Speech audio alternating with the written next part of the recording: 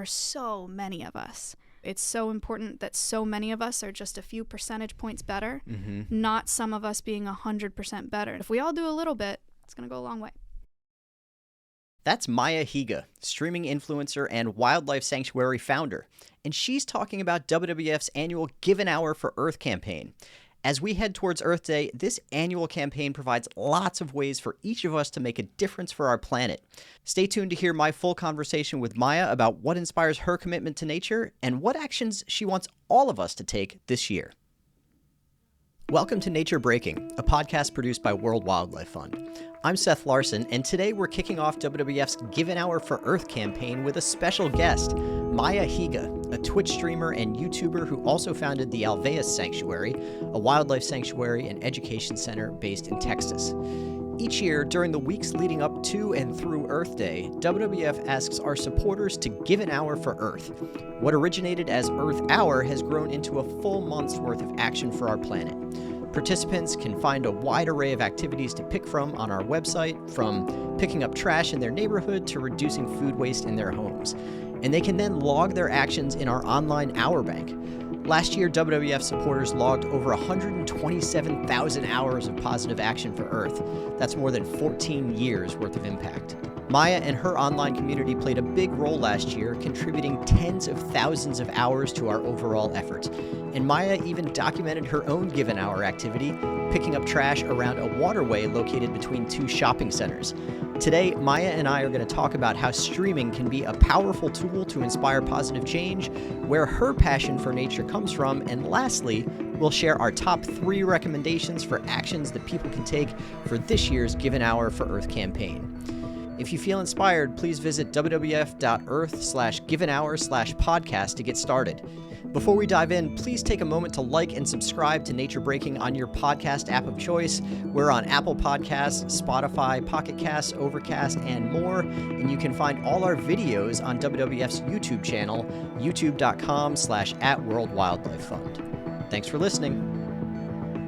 All right, Maya Higa, welcome to Nature Breaking. It's awesome to have you here today. Thank you for having me. I'm so excited. I mentioned in my intro that you wear a few hats. You're a streamer, you're a YouTuber, and you're the founder of the Alveus Sanctuary. All super cool stuff. As just sort of a little housekeeping, I wanted to ask you to define what it means to be a streamer, because that's a second-hand term to a lot of people, but it's a relatively new profession, and I think there may be some people watching or listening who are like, what is that? Right. Maybe I've heard that term, but I'm not sure what it means. So can you just tell us what it means to be a streamer and kind of what your day-to-day is like? Totally. Yeah. So I stream on Twitch, and Twitch is a social media platform that's a live broadcasting platform. Yeah. So I'll do long-form content where I'm going live doing whatever. People play video games on Twitch. Traditionally, it's a gaming platform. Yeah. So there's a lot of playing video games live on Twitch. There's cooking, there's singing, there's hiking, there's crafting, everything. So people do it all, and they do it all live. And so it's social media. It's just live broadcasting. Yeah. And you have this passion for nature, and I want to ask you where that came from, but also talk about how you found this really cool way of melding these passions in your life of being a streamer, but you care so much about nature, and you found this really cool way to have those two things complement each other and amplify each other and drive progress for causes you care about. Can you talk a little bit about that? Yes, totally. Can I tell you the whole story? Please, the origin story? Bring us into the whole origin story. Yeah. Okay, great. So I grew up on a farm, so I've always been in love with animals. Like, I've always had animals in my life. And then when I went off to college, because I moved away from the farm and there weren't animals everywhere, I missed them. And so I went off and I got a job as a zookeeper. So my college job was zookeeping. Oh, cool. And part of that job was outreach education. So I would put on a safari outfit and I would go to schools and birthday parties and events and stuff like that and teach kids about the animals in person. And I loved doing that. It was like the coolest job ever, especially for a college student. And so in 2019, I started streaming on Twitch because I heard that you could make money doing that. Sure. Like, I heard that people would send you tips, like cash, to live stream. And I really like singing. And so I went live on Twitch and I was just doing like guitar covers on my bed, like in college. And I would have like 10 viewers at a time, 10 people watching at a time, 20 people maybe. And because I was a zookeeper, I was a falconer as well. So a lot of balls in the air right now. But I was a zookeeper, I was a falconer, and I was streaming music on Twitch. And so I was rehabilitating this red-tailed hawk in college. Okay. So I had him. How does one come to be rehabilitating a red-tailed hawk? Great question. So when I was zookeeping, I was taking care of a lot of birds of prey, and my supervisor was a master falconer. And so I wanted to learn how to fly birds, and I was sponsored by her, and she taught me everything about birds of prey and how to fly those birds and how to rehab them and how to hunt with them and all of those things. So I became an apprentice falconer in California in 2018, I think. Okay. So yeah, really into birds of prey at the same time that I was a zookeeper. That was my main focus. And so I was doing these guitar covers on stream, and I naturally would just talk about my job, because you talk about life because you're live and you're yapping, right? You've got a lot of time to fill. Yes, exactly. Yeah. A lot of dead air. There's no one else there. So just you talking into space. So I was talking about zookeeping and falconry, and then one of my viewers didn't believe that I was a falconer and didn't believe that there was this hawk in my backyard that I was rehabilitating. Like, he thought I was telling a story or something. And I couldn't have that. So I put my falconry glove on, and I went outside and I got the bird, and I brought the bird inside, and I was talking about him and doing kind of my zookeeper spiel about this bird and what I was doing. And someone took a short video of that moment and put it on Reddit, and it went viral on Reddit.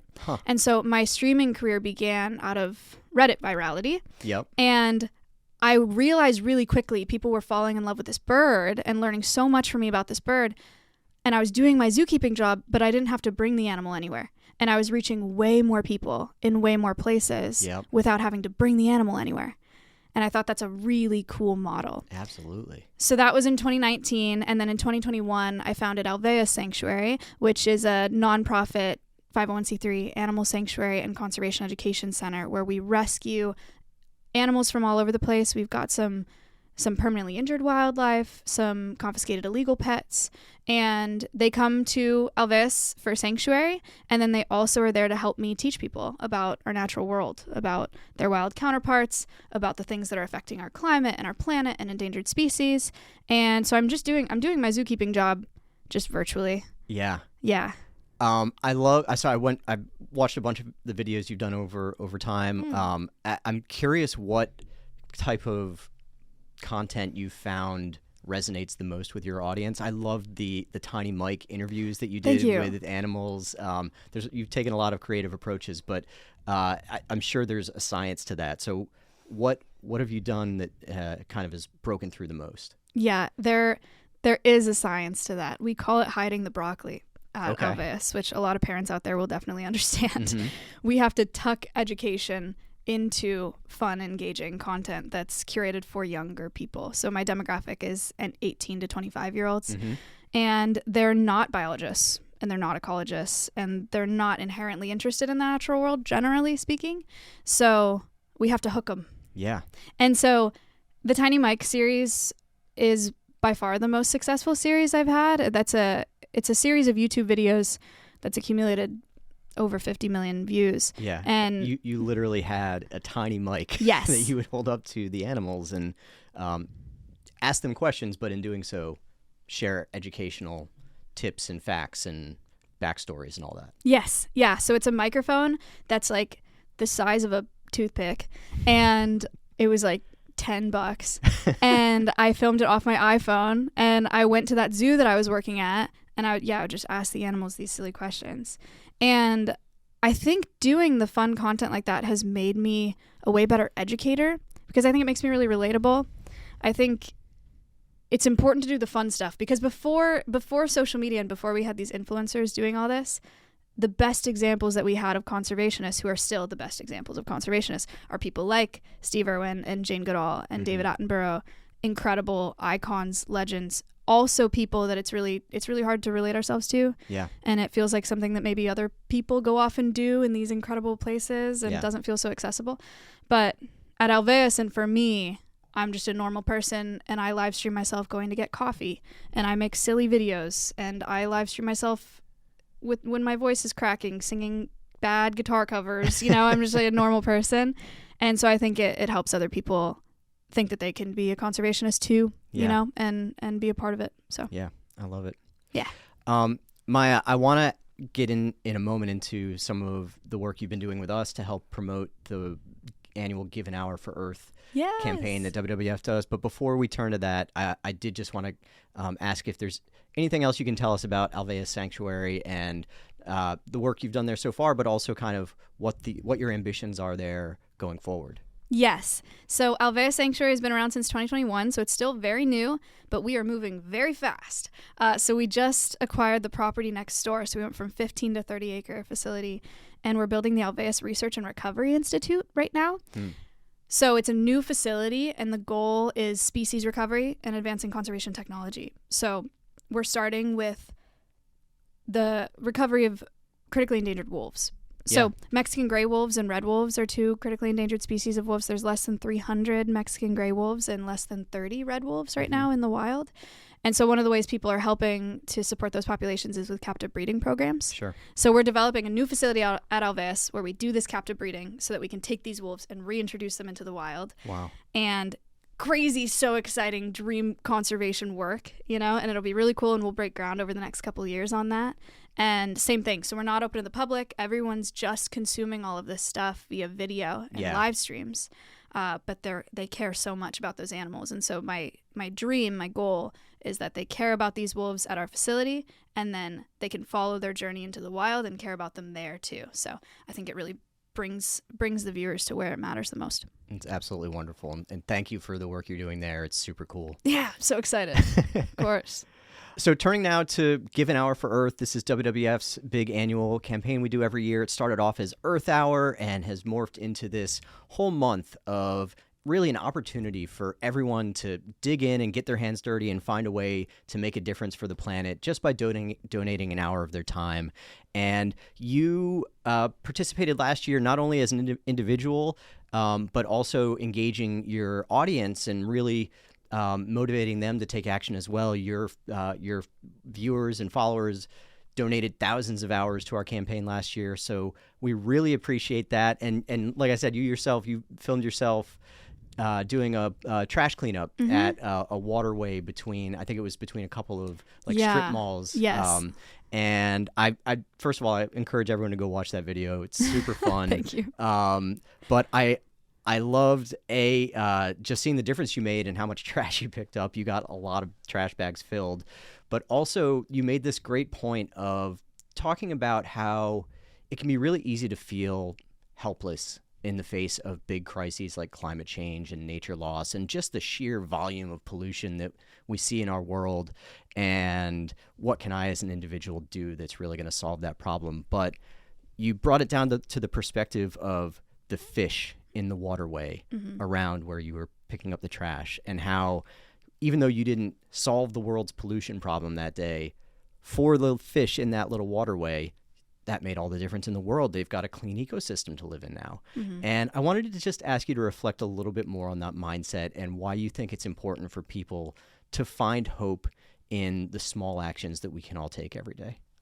Yeah, I'm glad you watched that video. Thank you for watching that. Yeah, it was a little vlog that I put out. I think one of the things that's most important to me and important to all you guys here too is stewardship. It's one of my core values is just leaving things better than I found it. The world and our ecosystems and also people that I'm around and everything. And so for me, doing something like a trash cleanup feels really powerful. Sometimes what you need to get out of that hopeless spiral and the existential spiral that we all have in regards to conservation is seeing an impact, seeing something tangible. That's why I think trash cleanups are really fun and really great. It's so satisfying. You take a before picture, you clean up the trash, you look at it after, and you think, man, I did that. That's awesome. And in that specific instance, there were these tiny little fish. I don't know what kind of fish they were, little tiny gray fish. And they were in this pool that was kind of separated from the rest of the waterway.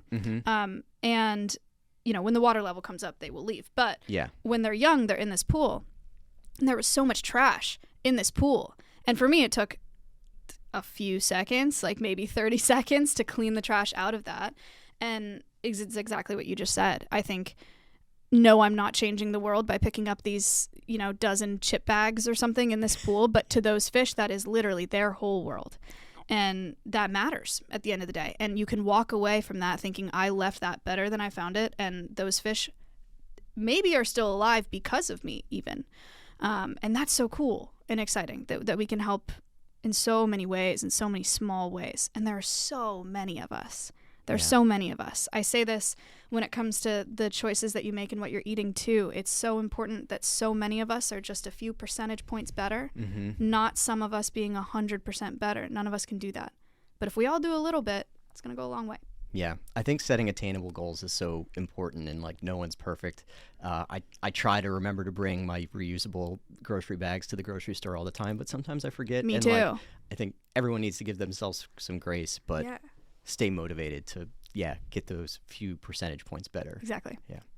Well, in the spirit of that and trying to create even more momentum for Give an Hour for Earth this year, you and I wanted to have a little fun and share our top 3 suggestions for ways that people can take action to Give an Hour for Earth this year.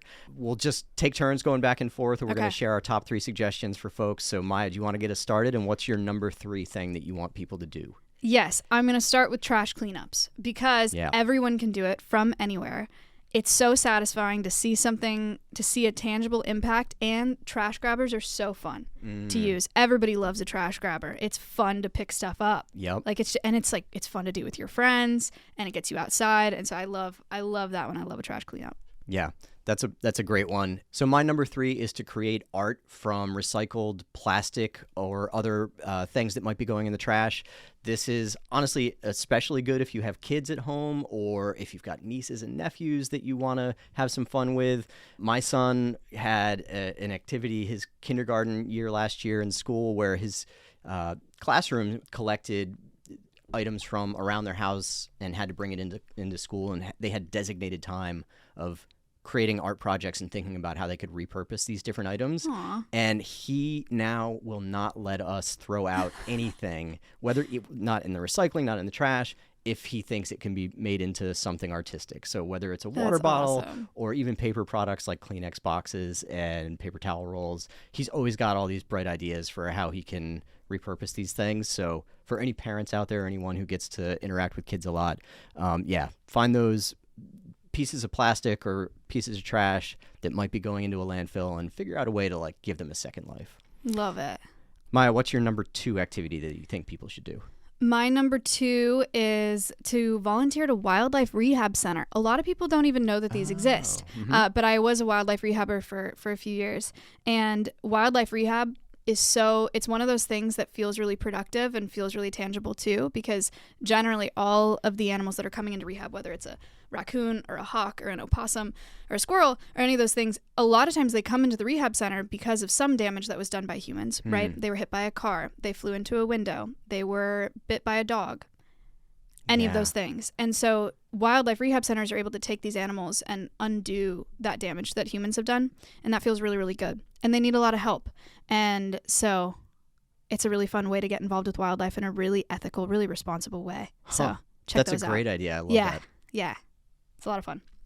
All right. My number 2 activity is for people to take policy activism into their own hands and reach out to their members of Congress and ask them to support 2 important pieces of legislation that WWF is prioritizing this year. Both are around avoiding food waste. One is the Food Date Labeling Act.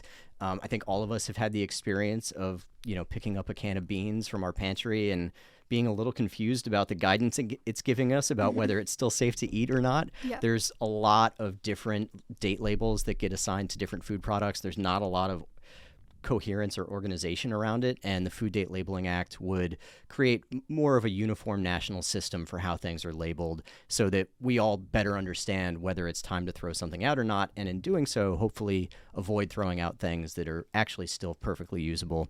And then the other piece of legislation is called the No Time to Waste Act, which would increase federal support for a variety of activities that would, again, help reduce food loss and waste. So go tell your members of Congress to support the Food Date Labeling Act and the No Time to Waste Act. Nice. Yeah. Those are 2 really good ones. Yeah. I like that. Yeah. Okay, my last one is also about food, and it's next time you go grocery shopping, do a little bit of research on food labels. Yeah. There's lots of really cool food labels out there that are helping with our natural world and with animal welfare, promoting better stewardship of our planet and promoting better animal welfare.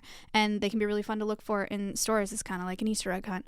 So next time you're shopping, just look at the brands that you're buying all the time and check the labels and see if it's something that's good for our planet. And if it's not, find another staple product maybe, and do a little bit of research on that. So just thoughtful grocery shopping. Love that. Yeah. One of the big things that we advocate for here is looking for that FSC logo on paper products. Yeah. It stands for Forest Stewardship Council, and it's basically just a stamp of approval letting you know that that product came from a source that wasn't deforested. Yeah. Totally. Rainforest Alliance certified seal is another one. There's the RSPO, CSPO, which you guys are involved in, the Roundtable on Sustainable Palm Oil. Really cool to find in stores.